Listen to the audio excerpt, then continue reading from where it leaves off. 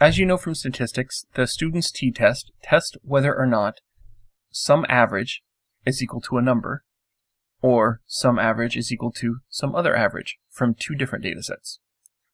So just to show you how it works, let's summarize the variable tie in regulation. Just overall, it has a mean of 0.26, meaning about 26% of all games were tied in regulation in this data set. Now what if we thought, in general, a third of all games end in a tie? Suppose we thought that was the case. We could test whether or not the reason we get 26% and not 0.33 is due to random chance. For example, I could flip a coin 10 times. You would expect to get 5 heads and 5 tails because it's a 50-50 chance of either. But if I told you I flipped a coin 10 times and I got 7 heads, you might not be that surprised. It happens sometimes due to random chance. So maybe our true mean, our true percentage of games that should end in a tie is 0.33, but we just got this 0.26 by chance. We can test that with a t-test. In Stata, you just write t-test, and then I'm going to say tie regulation, because that's our variable that we want to test, equals 0.33. So what I did here is I said conduct a t-test, that the average of this variable is actually 0.33. And if it's different, it's due to random chance. So Stata shows us we have 3,377 observations. The mean it gives us again is 0.2629553. The standard error of this estimate of the true average is 0.0075768. Now what that means is this average that we took from the sample is normally distributed. If I get another sample of data and calculate the average, I'll get a slightly different number. If I go out and get many samples of MLS data and I calculate this average, it'll be slightly different every time. The distribution of those averages will be normal. The standard error of those estimates is 0.0075768. This is our estimate of the standard error, or how much those estimates should vary. The standard deviation, which is a related term but not the same, simply says how much the variable itself, ties, deviates. So it goes from 0 to 1, and this is the standard deviation of that variable. The standard error is how much we expect this estimate to change across samples. So this should be explained to you in your Intro to Statistics course, but it is something people continue to confuse, so I wanted to go over that. Now, since this is normally distributed estimate of the true average of games that end in a tie, or end regulation in a tie, since that's normally distributed, we expect 95% of all means, of all averages we might calculate from different samples, 95% of those should be within 2 standard errors of this estimate. Stata shows you that here in the 95% confidence interval, and the way we read this is, our estimate of the percentage of games that end regulation in a tie in MLS is 26%. We are 95% confident that the true number might be different from 26, but we're 95% confident it's between 24.8% and 27.8%.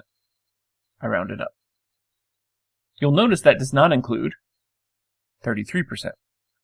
So another way to say this is we are 95% confident that the true average number of games in a season that end in a tie is not 33%, because it's not in our 95% confidence interval.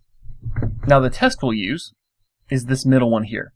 The t-test has as its hypothesis the fact that the average of the games that end regulation in a tie is 33%. We gave it that hypothesis.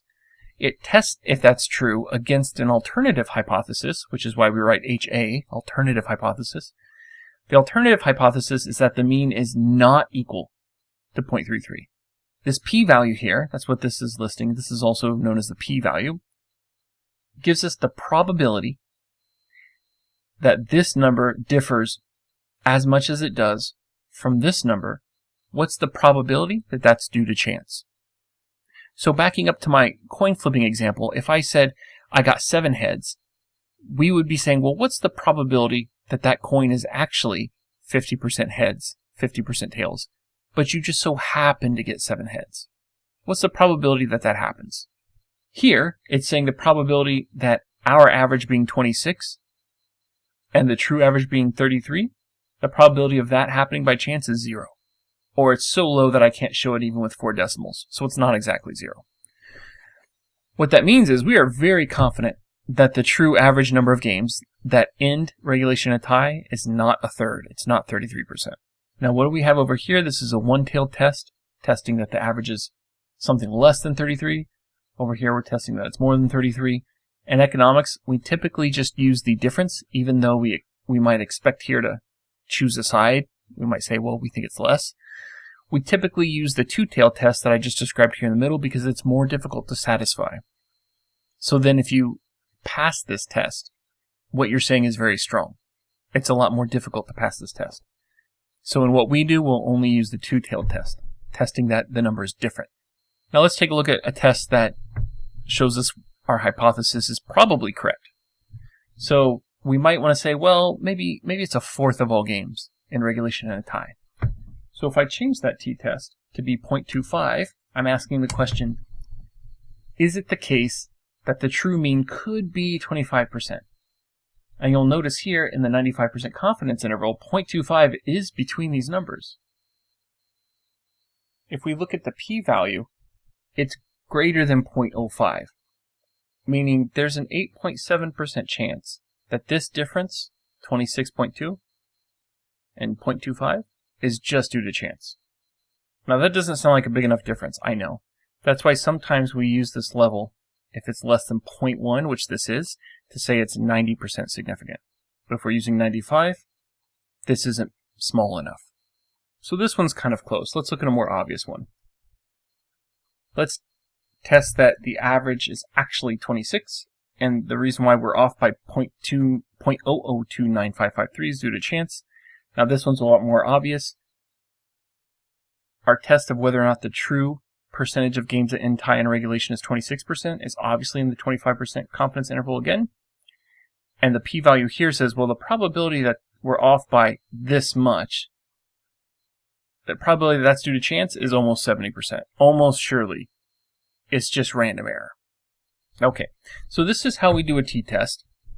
But what we want to do here is test whether or not the average number of games that were tied in regulation is the same when we're looking at just conference games or inter-conference games. So what I can do here just to take a look is say by sort conference, summarize tie in regulation.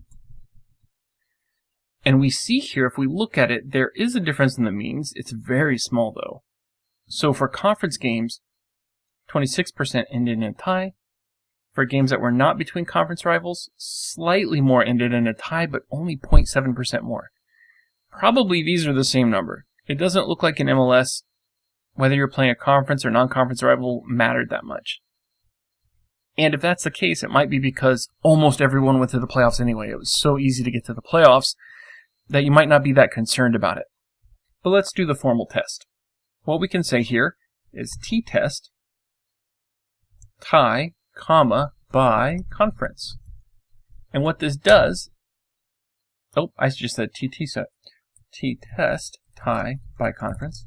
And what this does, I just did it again. Let me type before I speak. There we go. What this does is it calculates what we just did, the average across values of conference, 0 and 1, as we see here. There are 1,262 inter-conference games. Oh, these numbers are different because I forgot that we're trying to do the tie in regulation. Let me do this again. We were looking at regulation ties. There we go. All right. So we have 1,262 games that were inter-conference games, 26.7% on average in a tie. We have 2,115 games that were between conference rivals or intra-conference games, 26% ended in a tie. We see that gives us all our games. That's good. And the difference is tiny. It's only 0.0065164.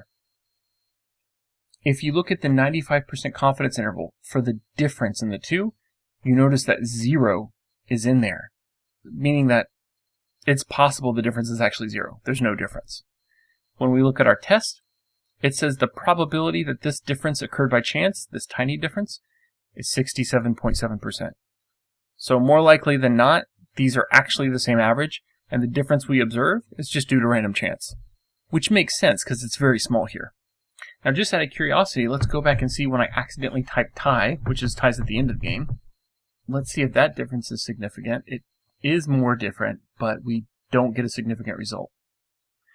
Now, part of that might be because in the shootout era, there's no choice. You couldn't end the game in a tie. So just out of curiosity, just thinking off the top of my head here, let's redo this test.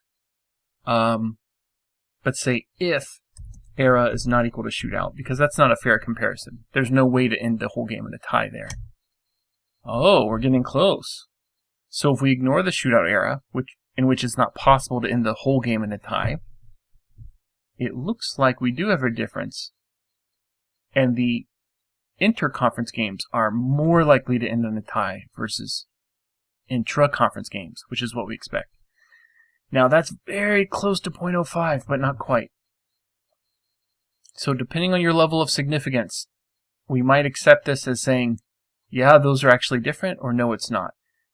We can be 90% confident that they're different, but if I want to say, am I 95% confident? I can't, because this is not less than 0.05, but we're getting close. We might have something here. Okay, now the last thing we wanted to test was whether or not ties were different across era. Not just conference games, but era. Because remember, the payoffs at the end of the game were different. In the shootout, you might not get a point. In the overtime era, you still have a chance to win in overtime, and you might get 3 points. You could still tie and get 1. So that's a little different. And in the current era, if you tie at the end of regulation, that's it, the game's over. You get a guaranteed point, but so does your opponent. So let me show you what happens if we do this test by era. If I say t-test, tie regulation by era, we'll get an error. Not an error, but an error. Haha. And the error is more than 2 groups were found and only 2 allowed. Error has 3 values. So we're going to have to do this 2 at a time. The way we do that is just using an if statement. So if I want to compare whether or not there was a difference in the percentage of games that ended regulation in a tie across, say, the shootout era versus the current era, because that's where I expect the biggest difference, I'll say do this t-test if era is not equal to the overtime era. That way we only have 2 groups left. And Stata says you typed ER, and that makes no sense. I meant to type era. There we go. And here's what we see. In the shootout era, 704 games, 22.3% ended regulation and a tie. In the current era, we have a lot more observations, a lot more games. 27.7% ended in a tie. Now, that's quite a difference, right? That's a difference of over 5%. Is that difference significantly big enough to say that these eras had a different amount of ties? Yes, it is. There is only a 0.51% chance that the difference we see here is random. Well, if it's not random, what does that mean? That means it's actually different.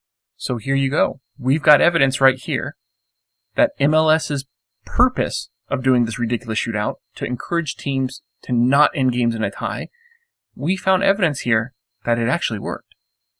We had significantly less ties in regulation in that era. Congratulations. You've just conducted sports economics research. You were therefore a sports economist. Yet again. And this is low-level stuff that you can do as an undergrad. This is a simple t-test. Some of the best research is done with very simple tools. It's the question that makes it interesting. Now let's go ahead and test some other eras. Let's test leave out the ties eras. Let's see if the shootout era was more or less tie prone compared to the overtime era. So if I take out the ties era, we're comparing overtime and shootouts. Yeah, if we're using 90% confidence, it would pass the test, not 95. So it looks like the overtime era had more ties, and the shootout was less likely to end regulation in a tie. We are 90% confidence that those are different, because the probability that that difference is due to chance is only 9.1%, meaning there's almost a 91% chance that the difference is legit. It's not due to chance. All right, now let's compare the overtime era, my favorite, with the current era. And we see those differences are not great, only 1.4% difference. And it's 47.5% likely that that difference is due to chance. Almost a 50-50 shot.